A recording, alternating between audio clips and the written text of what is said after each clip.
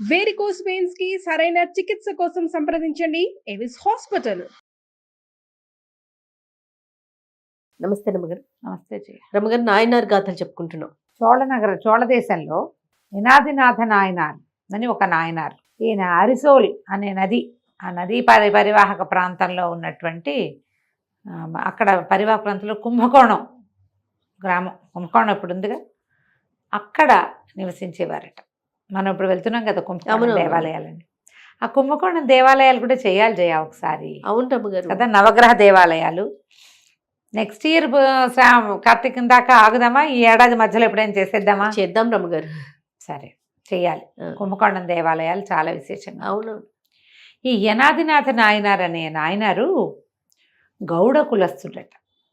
గౌడాసు మరి మన ప్రాంతాల్లో గౌడులంటే మనకు తెలిసి కలుగీత వాళ్ళు, అవును, అలాగే అంటారు, గవళ్ళు అంటారు మన ఊళ్ళల్లో. అవును, గౌడ అని చెప్తారు. గౌడ కులస్తులు పాతకాలంలో చేసేవాళ్ళు. ఇప్పుడు ఏం చేస్తున్నారు వాళ్ళు, ఈ కర్ణాటక అంతా కూడా గౌడ గౌడ బాగా కనపడతారు. అవును, దేవగౌడ అలా ఉన్నారా? మరి వీళ్ళు ఏం చేసేవాళ్ళు, వాళ్ళ కుల వృత్తులు ఏమిటో తెలియదు. ఇప్పుడు వృత్తిగా ఏం లేదు, అది ఎక్కడా లేదనుకోండి. అవును, కానీ ఈ తాటి చెట్టుకు సంబంధించిన వ్యాపార విశేషాల్లోనే వాళ్ళు ఉండటం కనపడేది. అయితే ఈ తమిళనాడులో ఉన్న గౌడ కులాల్లో వీరులు అధికంగా ఉండేవాళ్ళట. వీరాధి వీరులు ఉన్నారు గౌడస్లో. అదే మన గౌడ వాళ్ళ గౌడ ఒకటవునో కాదో కూడా మనకు సరిగ్గా తెలియదు, పేరు మాత్రమే మనకు తెలుసు. అదే అయితే ఏమైంది, ఈ యనాదినాథ నాయనారు కత్తి యుద్ధంలో అత్యంత ప్రావీణ్యత కలిగిన వాడు. అసలు కత్తి తీశాడంటే అసలు శంకరమణ, అతను ఒక కత్తి తిరిగినట్టు కాకుండా ఒక చక్రం తిరిగినట్టు ఉండేదట. అంత గొప్పవాడు. రాజకుమారులకి యుద్ధ విద్య నేర్పడం, కత్తిదా యుద్ధం నేర్పించడంలో ప్రఖ్యాతుడు అతను. బాగా డబ్బులు వచ్చేవట. అయితే ఈ వచ్చే డబ్బు ఇదేంటంటే పరమ శివభక్తుడు. దారిగుండా వెళ్తున్నాడు అనుకో, ఎవరైనా పట్టవర్ధనాలు ఇవి మన విభూది కట్లు కనపడితే వాళ్ళకి ఏదైనా తీసిచ్చేవాడు. విభూది ధరించిన వాడిని గౌరవించటమే విధి అయింది. అదే, ఏం లేదు. ఎంత డబ్బు వచ్చినా శివభక్తుల కోసమే ఖర్చు పెట్టేవాడు. పరమ తీవ్ర భక్తిపరుడు. యుద్ధం చేసేటప్పుడు అవతల వాడు విభూతి గుండ్ర ధరిస్తే యుద్ధం చేసేవాడు కాదు, అలాంటి వాడు. అయితే అతనికి యుద్ధాలు సాధారణంగా ఆయన దగ్గరికి రాలా. అదే, ఆయన విద్యా ప్రదర్శనలోనే ఉన్నాడు ఎక్కువగా. ఈ విద్యలు ప్రదర్శించేటప్పుడు ఏముంది, అలా ఏం ఉండదు కదా. నేర్పించేవాడు. ఎంతమందో రాజకుమారులు ఆనాటి కాలంలో దూరదేశాల నుంచి కూడా రాజకుమారులు వచ్చి ఈయనకి డబల్ ఫీజు ఇచ్చి కూడా నేర్చుకునేవాళ్ళు. రాజులు కూడా ఈ ఫలానా చోట ఎలా చేయాలి, ఇలా మీదకి వచ్చినప్పుడు అలాంటి ట్రిక్స్ కూడా ఈయన దగ్గరే నేర్చుకునేవాళ్ళు. అయితే ప్రఖ్యాతులుగా ఉన్న వాళ్ళకి ఎప్పుడు శత్రువులు ఉంటారమ్మా, అకారణంగా. ఏంటి వీడికే ఇంత రావాలి, ఇప్పుడు కూడా ఉన్నారు, వీళ్ళకి ఎందుకు ఇంత పేరు రావాలి, మనలాంటి వాళ్ళే వీళ్ళు ఎందుకు ఎక్కిపోవాలి, అలా అనిపిస్తూ ఉంటుంది. వీడు మనం ఒకటే చోట చదువుకున్నాం, వీడు మనకి ఒకటే రకమైన లివింగు, వీడెందుకు ప్రఖ్యాతుడు కావాలి అనిపించే వాళ్ళు లేరు, ఇప్పుడు కనిపిస్తూ ఉంటారు. ఆ కాలంలో 9-10 శతాబ్దాల్లోనూ కూడా ఇలాంటి దౌర్భాగ్యులు ఉన్నారు. ఎవడి కర్మానుభవాన్ని బట్టి వాడికి కష్టం కానీ సుఖం కానీ వస్తాయి, అది ఉండదు. అవునండి, ఆ మాయామోహితులుగా ఉంటారు ప్రజలు. అయితే చాలామంది ఈయన మీద కచ్చగట్టి ఉండేవాళ్ళు. వీడు అంతు చూడాలనిపించేది, వీడికి శాస్తి చేయాలనిపించేది, అలా ఉండేది మనుషులకి. వీళ్ళలో అతిశూరన్ అనేవాడు ఒకడు ఉండేవాడట, గౌడ కులస్తుడే అతను కూడా. అతనికి ఎలాగైనా ఈ నాయనారిని జయించాలని ఉండేది. సాటి వాళ్ళని ఒక 10 మందిని మంచి కత్తి యుద్ధ వీరుల్ని చేరదీశాడు. సొమ్ము ఖర్చు పెట్టేవాడు వాళ్ళ మీద. ఇతన్ని జయించాలని పెట్టుకున్నాడు. ఒకనాడు ఆయన ఇది చేసి వస్తూ ఉంటే, నది నుంచి స్నానం చేసి వస్తూ ఉంటే కత్తి లేని వాడి మీద, నిరాయుధుడి మీద పడ్డారట.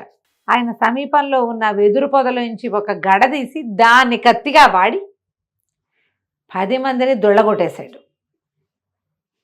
పిచ్చగా కొట్టేశాడు. కత్తిలాగానే పడుతుంది, ఆయన చేతికి పొల్లొచ్చినా అంతే, ఇంకా అది కత్తే. జనాలు కకావికలై పారిపోయారట. అందరూ చెప్పారట, ఇంకొకసారి ఇతని మీదకి మమ్మల్ని పిలవద్దు, మేము రాం నీతోటి. నీకేదైనా శత్రుత్వం ఉంటే ఇప్పుడు శత్రుత్వం లేదు, ఒట్టి పుణ్యానికి వీడంటే నాకు మంట, అందుకని వీడిని కొట్టడానికి తీసుకెళ్తున్నానని చెబితే ఎవడైనా వస్తాడు? రారు కదా. ఒట్టిగా ఏం చెప్పాలి? చెడు చెప్పాలి.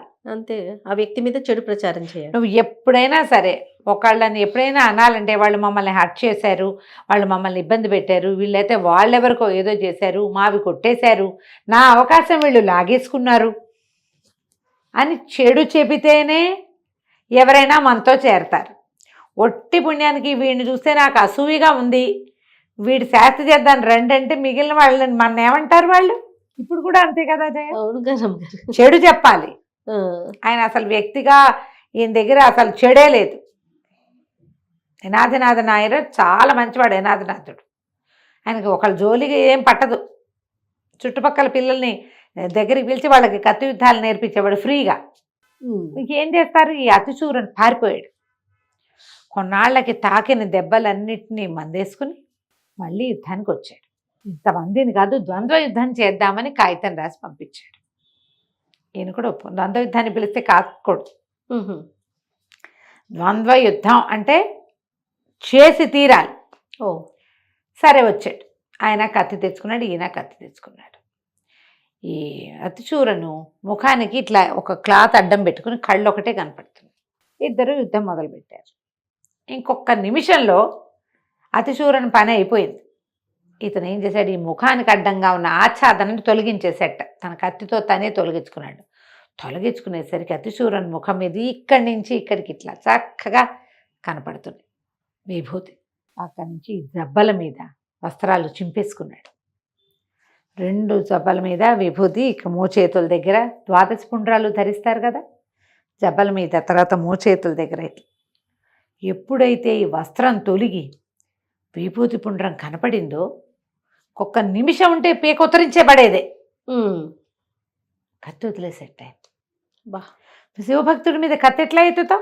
వీడు భక్తుడు అయ్యాడు. ఇప్పుడు వీడు నిన్న పెట్టుకోలేదు, ఇవాళ ఎందుకు బొట్టెట్టుకున్నాడని అడగకూడదు ఎవరు. నేను నిన్నటి దాకా వేరే వేషం వేసావు, ఇవాళ ఈ వేషం వేసావని అనకూడదు.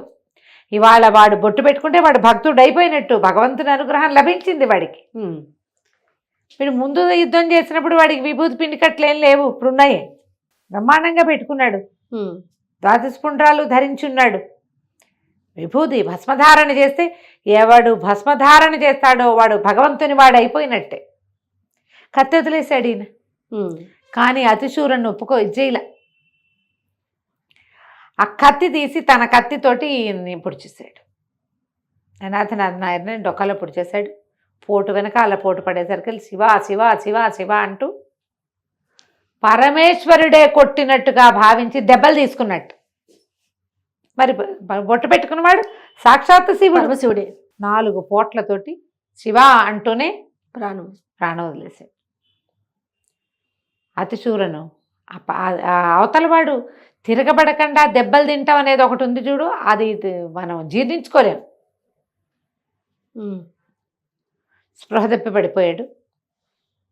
కొట్టేశాడు, పొడిచేశాడు, కానీ స్పృహ తప్పిపోయాడు. ఆ దాన్ని తనని వదిలేస్తాడని చేశాడు. చూపించింది ఎందుకు? తనని వదిలేయటం కోసం. కానీ ఎప్పుడైతే ఆయన ఊరికే కత్తి దించి వెనక్కి తగ్గటం కాకుండా కత్తి వదిలేశాడో దొరికిపోయాడు ఈయన. ఆకాశం నుంచి విమానం వచ్చి ఈయన్ని పరమేశ్వరుడి దగ్గర తీసుకుపోయిందట. ఆ విమానం రావటం చుట్టుపక్కల చోద్యం ఈ యుద్ధం చూడడానికి వచ్చిన వాళ్ళందరూ చూశారు. ఎవడైతే ఈయన మరణానికి కారణమయ్యాడో అతిశూరని మాత్రం చూడలే. విమానంలో ఆయన ఆత్మని తీసుకెళ్ళిపోవడం, ఆ తర్వాత ఆయనకి శవ సంస్కారం చేయబడింది. ఇలాంటి కథలు ఉంటాయి. ఎంత అద్భుతమైన కథలు కదా రమ్మగారు. ఈ కాలంలో ఉంటుందా అంటే ఇది అన్ని కూడా కలియుగంలో జరిగినవే. నాయనార్ గాథలు పురాతనమైనవంటే ముందు యుగంలో జరిగినవి కాదు, పురాతనమైనవి. 1400 ఏళ్ల క్రితం, 1200 ఏళ్ల క్రితం, 1000 ఏళ్ల క్రితం అట్లా జరిగినవిగానే చెప్తారు. అద్భుతమైన కథ. నమస్తే. నమస్తే జయ.